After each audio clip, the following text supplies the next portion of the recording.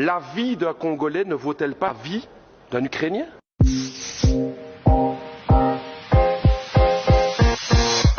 Madame la ministre des Affaires étrangères du Royaume de Belgique, je vous interpelle sur la situation dramatique du peuple congolais. Je pose la question, pourquoi la Belgique n'intervient pas? Pourquoi la Belgique n'intervient pas pour aider la tragédie du peuple congolais à l'est du Congo? 5,4 millions de morts, des centaines de milliers de déplacés, 1 million de réfugiés à Goma, et une responsabilité écrasante qui pointe du doigt le Rwanda présent à l'est du Congo avec son armée. Et que fait la Belgique? Rien. Rien. Comment est-ce possible? Quand la Russie envahit l'Ukraine, à juste titre, c'est la condamnation. Ce sont les sanctions, ce sont les livraisons d'armes à l'Ukraine, mais quand il s'agit de la République démocratique du Congo, rien. On n'aide pas. La vie d'un Congolais ne vaut-elle pas la vie d'un Ukrainien? La vie d'une Congolaise ne vaut pas la vie d'une Ukrainienne? C'est la question que tous les peuples d'Afrique se posent. Pourquoi ce deux poids deux mesures? Qu'est-ce qui se passe dans la politique belge aujourd'hui? Alors je vais vous le dire, Madame la Ministre, non seulement la Belgique ne fait rien, non seulement les États-Unis ne font rien, mais je vais me dire plus.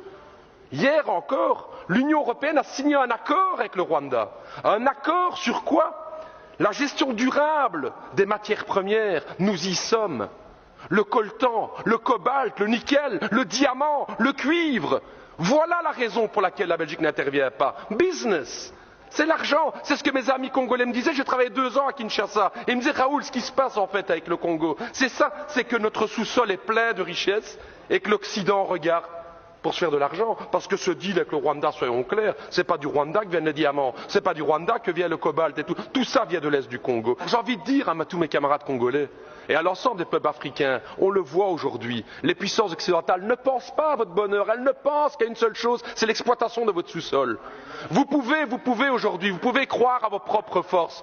J'ai envie de dire, moi, au peuple congolais, pensez à cette pensée de Patrice Emery Lumumba, cette force du Congo, justement. Pensez à Kwame Nkrumah, justement, le panafricanisme qui doit être là. Pensez à Thomas Sankara, qui disait clairement, effectivement, que les peuples africains peuvent prendre leur destinée en main. Ne comptez pas sur les gouvernements occidentaux pour vous soutenir, mais par contre, les peuples d'Europe sont à vos côtés, peuples africains, pour vos combats, pour une vraie indépendance économique et démocratique.